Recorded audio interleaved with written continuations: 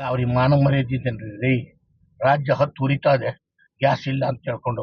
ಅಂತ ಸಂದರ್ಭದಲ್ಲಿ 6 ವರ್ಷದ್ದು ಏನ್ರಿ ದೊಡ್ಡ ಸಾಧನೆ ಇವರು ರೀ. ಏನ್ರಿ ಈ ಕೋಡಿಗೆ ಏನ್ರಿ ಕೊಟ್ಟಿದ್ದಾರೆ? ಅದೊಂದು ಕಾಂಗ್ರೆಸ್ ಅಧ್ಯಕ್ಷ ಆಗಿದ್ದೇ ದೊಡ್ಡ ಪುಣ್ಯನಾ? ಅದಕ್ಕೆ ಅಂತ ಸ್ಟಾರ್ ಹೋಟ್ಲಲ್ಲಿ ಅವ್ರಿಗೆ ಬೇಕಾದನ್ನ ಕರ್ಸಿ ಊಟ ಹಾಕ್ಬಿಟ್ರೆ ಕಾಂಗ್ರೆಸ್ ಉಳ್ಕೊಬಿಡ್ತದ? ರೇ, ಕಾಂಗ್ರೆಸ್ ಸರ್ಕಾರಕ್ಕೆ ಓಟ್ ಹಾಕ್ತಾರೋ ರೈತರು ರೀ. ರೈತರು, ಕೂಲಿ ಕಾರ್ಮಿಕರು, ಆಯ್ತಾ, ಬಡ ವರ್ಗದವರು, ಆಯ್ತಾ, ಮಧ್ಯಮ ವರ್ಗದವರು, ಅವ್ರು ಯಾರು ನೆನಪಾಗ್ಲಿಲ್ಲ. ಡಿ ಕೆ ಶಿವಕುಮಾರ್ ರೀ, ನೀವು ಮಾನ ಮರ್ಯಾದೆ ಇದ್ದೇನ್ರಿ? ಯಾಕ್ರಿ ಇಂಥ ಕೆಲಸ ಮಾಡ್ತೀರಿ? ಅದು ನಿಲ್ಸಿ. ಇಲ್ಲಿ ಗ್ಯಾಸ್ ತೊಂದರೆ ಆಗಿದೆ, ಇಲ್ಲಿ ನಾಡಿದ್ದು ಮಕ್ಕಳಿಗೆ ತೊಂದರೆ ಆಗ್ತಾ ಇದೆ, ಅದಕ್ಕೇನಾದ್ರು ಅನುಕೂಲ ಮಾಡ್ಕೊಡ್ರಿ.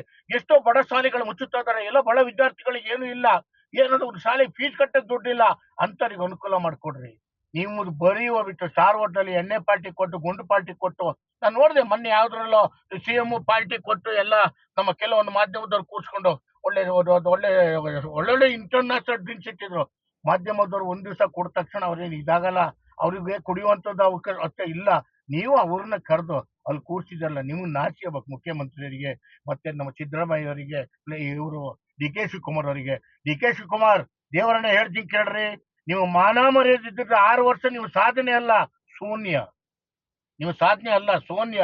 ನಿಮ್ಗೆ ಇವತ್ತಿಗೂ ಒಂದು ಮುಖ್ಯಮಂತ್ರಿ ಸ್ಥಾನಕ್ಕೆ ನೀವು ಹೋಗಕ್ಕೆ ಯೋಗ್ಯತೆ ಆಗಿಲ್ಲ, ಆಯ್ತಾ? ಹೋಗ್ಬಿಟ್ಟು ಒಂಥರ ಕರ್ಸ್ಬಿಟ್ಟು ಅಲ್ಲಿ ಎಲ್ಲ ಮಜಾ ಪಾರ್ಟಿ ಕೊಡ್ತಿರಲ್ರಿ.